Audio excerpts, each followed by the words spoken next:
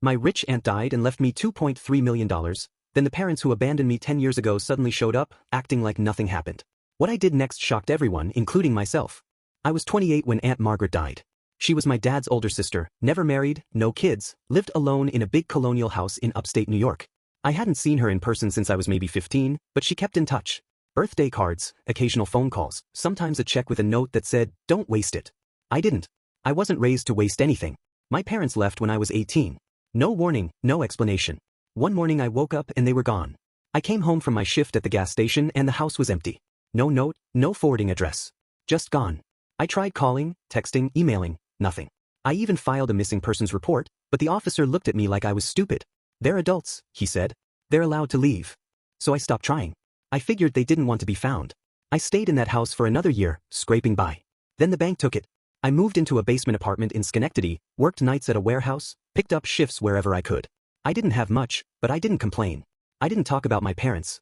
People asked sometimes and I'd say they were dead. It was easier than explaining. Aunt Margaret was the only one who kept a thread of connection. She'd call every few months, ask how I was doing, tell me about her garden or her cat. I never visited. I always said I was too busy, which was true, but also I didn't want to see her house and be reminded of everything I didn't have. She didn't push. She just kept calling. Then she died. Stroke, in her sleep. I got the call from her lawyer, a man named Harold Klein. He said she'd left everything to me. The house, the savings, the car, even the cat, though the cat had died 2 years earlier, apparently. I didn't know what to say. I asked if there was anyone else. He said no. She'd made it clear in her will, everything goes to me. I took a bus up to her town, a place called Cold Spring. Quiet, old, full of antique shops and retired couples.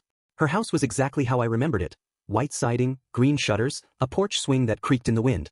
Inside it smelled like lavender and dust. Her furniture was still there, her books, her dishes, even her slippers by the bed. It felt wrong, like she might walk in any minute and ask what I was doing. Harold met me there and handed me the keys.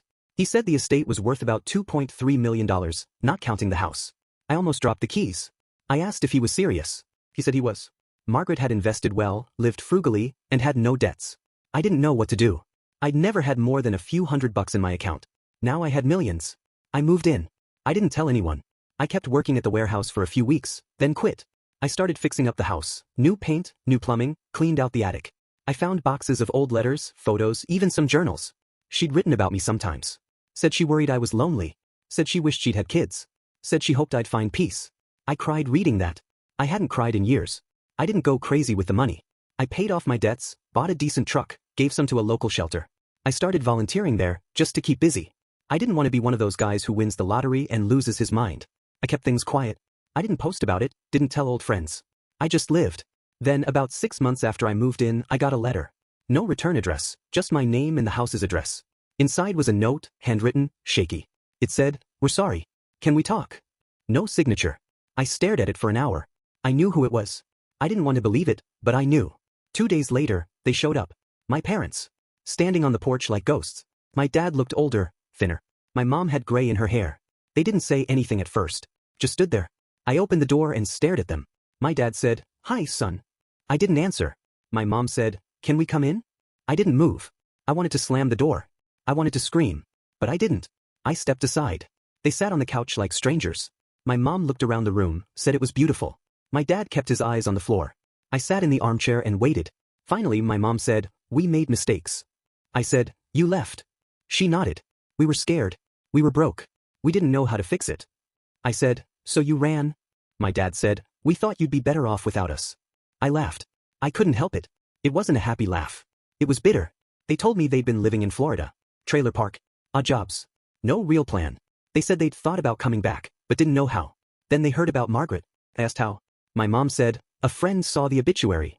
I said, "So you came back because of the money?" She said no. I didn't believe her. They stayed for an hour. Told me they were proud of me. Told me they missed me. Told me they were sorry. I didn't say much. I just listened. When they left, my mom hugged me. My dad shook my hand. I watched them walk down the driveway and disappear around the corner. I didn't sleep that night. I kept thinking about everything. The years alone. The nights I wondered if they were dead. The holidays I spent eating frozen dinners. The birthdays with no calls. And now they were back, like nothing happened. I didn't know what to do. I didn't know if I wanted them in my life. I didn't know if I could forgive them. But I also didn't know if I could keep living with that hole in my chest. I'd filled it with work, with silence, with Margaret's kindness. But now it was open again. I waited a week before calling the number they left. My mom answered. She sounded surprised, maybe even hopeful. I said I wanted to talk. She said okay. We met at a diner halfway between Cold Spring and the city. They were already there when I arrived. My dad stood up, smiled. My mom looked nervous. We talked. Not about money. Not about the house. Just about life. About what happened. About why. They told me things I didn't know. About debts, about fights, about fear. I listened. I didn't forgive them. Not yet. But I listened. I told them about Margaret. About how she'd saved me without even knowing it. About how she'd given me something to hold on to. My mom cried. My dad said he wished he'd been more like her. I didn't answer. They asked if they could visit again. I said maybe. I didn't promise anything. I didn't shut the door, but I didn't open it wide either. I needed time. I needed space. I needed to figure out who I was now, and whether they had a place in that picture. I went home that night and sat on the porch swing. The wind creaked it just like it used to. I looked up at the stars and thought about Margaret. About how she'd never asked for anything, never judged, never pushed. Just gave. Quietly, steadily, completely. I didn't know what came next. But I knew I wasn't alone anymore. Not really. Not in the way I used to be. And that was something. Maybe not everything. But something. A few weeks after that diner meeting, I started seeing them more regularly. Not often, once every couple weeks. We kept it simple. Walks in the park, coffee at quiet places, sometimes just sitting on the porch. They didn't push. I didn't ask too many questions.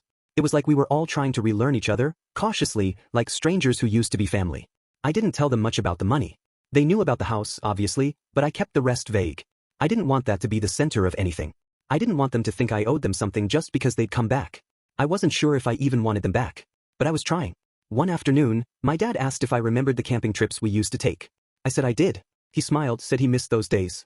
I didn't say anything. I remembered them too, but I also remembered the fights, the silence, the way they'd shut down when things got hard. My mom said she'd been looking at old photos. She asked if I wanted to see them. I said maybe. I didn't want to revisit the past too fast. I spent a lot of time in the attic after that. Margaret had kept everything. Boxes of family photos, letters, even some old VHS tapes. I found one labeled Christmas 2002. I watched it. There we were, all three of us, laughing around a tiny tree. My dad was wearing a ridiculous sweater. My mom was singing off-key. I was 7, holding a toy truck like it was gold. I cried again. I didn't know why. Maybe because it reminded me that once, we were okay. I started writing things down. Not for a book or anything, just for myself. Memories, thoughts, questions I never got to ask. I wrote about Margaret, about the years alone, about the day they came back. It helped. Made things feel less tangled. One day, my mom asked if I'd ever thought about selling the house. I froze. She said it gently, like she wasn't suggesting it, just wondering. I said no. She nodded and didn't bring it up again. But it stuck with me. I started wondering if they were waiting for something. A handout. A place to stay. I didn't want to think that way, but I couldn't help it. I talked to Harold, the lawyer. Asked him if there was any way to make sure the estate stayed protected. He said yes, we could set up a trust, keep things separate. I did it. Quietly. Just in case. Then came the day they asked to stay over. Just for a night, they said. Their car had broken down, and the motel was full. I hesitated. I didn't want them in the house. Not yet. Not like that. But I said okay. I gave them the guest room. Margaret's old room. I felt sick about it. They stayed 2 nights. Then 3. Then a week. My dad said they were looking for a place nearby. My mom said she liked the town. I didn't know what to say. I didn't want to kick them out, but I didn't want them settling in either. I felt trapped. I started sleeping in the attic. I told them I was renovating my room. It wasn't true. I just needed space. I needed to breathe. I needed to remember that this was my house, my life, not theirs. One night I overheard them talking. My mom said, "He's different." My dad said, "He's cold." She said, "What did you expect?" I didn't sleep that night. I kept thinking about those words. Cold. Different. Maybe I was. Maybe they'd made me that way. I confronted them the next morning. I said I needed them to leave. Not forever, but for now. I said I wasn't ready. My mom cried. My dad looked angry, then tired. They packed up and left that afternoon. No fight. No drama. Just silence. I didn't hear from them for a month. Then a letter came. My mom again. She said they understood. Said they were sorry. Said they'd wait. I didn't reply. I spent that month rebuilding myself. I started painting again, something I hadn't done since high school. I took long walks, read Margaret's journals, planted a garden. I let the silence settle. I let the house breathe. Then I called them. I said I wanted to meet. We sat in the same diner. I told them I wasn't ready to be a son again. Not in the way they wanted. But I was willing to try something else. Maybe not family. Maybe just people who used to be family, trying to be human together. They nodded. They didn't argue. They didn't push. They just listened. Now, it's been almost a year since they came back. We talk. We meet. We keep it light. They live in a small apartment in town. They don't ask for money. They don't ask for anything. Sometimes I help. Groceries, rides, small things. But it's on my terms. I still live in Margaret's house. I still sit on the porch swing at night. I still think about the years I lost. But I also think about the years ahead. I don't know what they'll look like. I don't know if forgiveness will ever come fully. But I know I'm not the same man I was. And maybe that's enough. Margaret gave me more than money. She gave me a place to start over. A place to remember who I was, and who I could be. My parents gave me pain. But maybe, in their own broken way, they're trying to give me something else now. I don't trust easily. I don't forget. But I'm learning. Slowly. Quietly. Like Margaret did. And maybe that's the best I can do. If you enjoyed the video, don't forget to hit that like button and subscribe for more content like this.